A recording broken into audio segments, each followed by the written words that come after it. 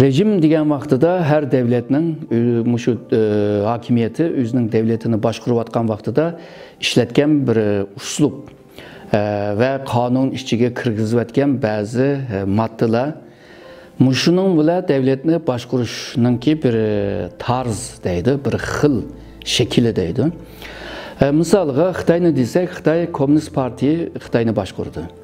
Hükümeti var partinin sırtında ama o hükümet mi partiye bağlandı?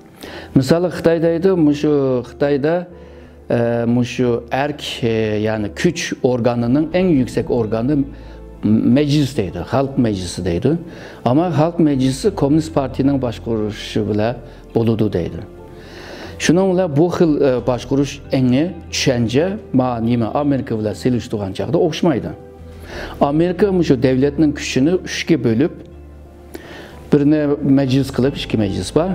Onun için birini icraat kılış için hükümeti var, ama Tashqi ishlar ministrliği deb qo'yamiz. Onun için adliye sistemi var. Ularninki rejimi Xitoy bilan o'xshamaydiganligini ko'ryapmiz. Bazı devletler burun bunda rejimdi, keyin anda rejimiga almışı mümkün.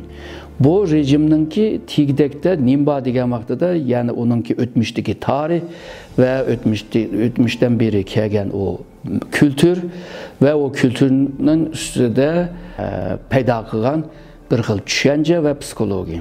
Bularni yig'ib kelgan chog'da bu jamiyatni qanday boshqarish jihatda qanday bir uslub, qanday bir qonuniy yo'li bilan, qanday bir qoida bilan qılalaymiz degan vaqtida men degandek shu o'zininki tarix, kültür, felsefe, psixologiyaga tayinadi. Bu rejim degan vaqtida her devlet bir-birisinin rejimini tanqid qiladi. Mesela Amerika Xitoynikini tanqid qildi. Misal g'arbliklar Shimoliy Koreyanikini tanqid qildi.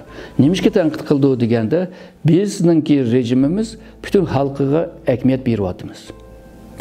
Bizningki asos qonuni xalqning hükümetke karşı, çünkü hükümet yaman güçlük, hükümetke karşı halkını qo'g'daymiz, ama sizlarninki asas kanundaki kanun maddeleri aslında şu hakimiyetni qo'g'daydi ekan. Shuningga sizlarda zulm var, bizde yok. Sizlarda insan hakları yok, bizde insan hakları var. Degandek shunday talash tartishlar şu boshqarish rejim bilan bir munosabati bormidi. Bu talash tartish belki şu devlet bo'lganlar bo'lsa, bu talash tartish davom qilgandek turdi.